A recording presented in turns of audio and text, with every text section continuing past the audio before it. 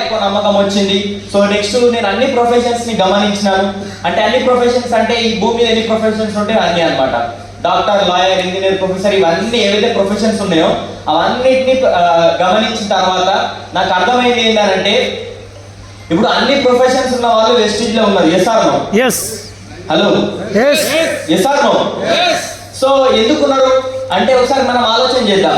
ఒకవేళ వాళ్ళ వాళ్ళ ప్రొఫెషన్ లో వాళ్ళు హ్యాపీగా ఉంటే ఈ బిజినెస్ లోకి వస్తుండేనా? నో. Hello, no. ఎందుకు అని అంటే వాళ్ళు వాళ్ళ ప్రొఫెషన్ లో ఏదో ఇంకా ఏదో మిస్సింగ్ ఉన్నది. Yes or no? సో అప్పుడు మిస్సింగ్ ఉన్నది కాబట్టి ఈ బిజినెస్ లోకి వచ్చిండ్రు, దాన్ని ఫుల్ఫిల్ చేసుకుంటున్నారు. అప్పుడు నాకు అనిపించింది ఏంటంటే నేను ఏ ప్రొఫెషన్ ని చూజ్ చేసుకున్నా అంటే డాక్టర్ కావచ్చు, లాయర్ కావచ్చు, ఇంజనీర్ కావచ్చు, ఇంకా ఏదైనా కావచ్చు, ఇంకా ఏ ప్రొఫెషన్ ని చూజ్ చేసుకున్నా నా లైఫ్ లో కూడా అవి మిస్సింగ్ అయితే. Yes or no?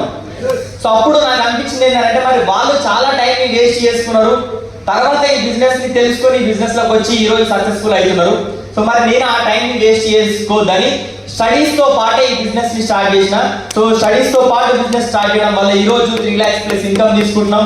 So foreign tour, మా మదర్ ఫాదర్ థాయిలాండ్ పోయిండ్రు, నేను దుబాయ్, ఖతర్ పోయించిన at the age of 21. So మీకు కూడా ఇట్లాంటి అవకాశం ఉంది. సో ఇప్పుడు మిషన్ 90 days లో వర్క్ చేస్తున్నాం, 5 lakhs ఇన్కమ్ తీసుకోవాలని.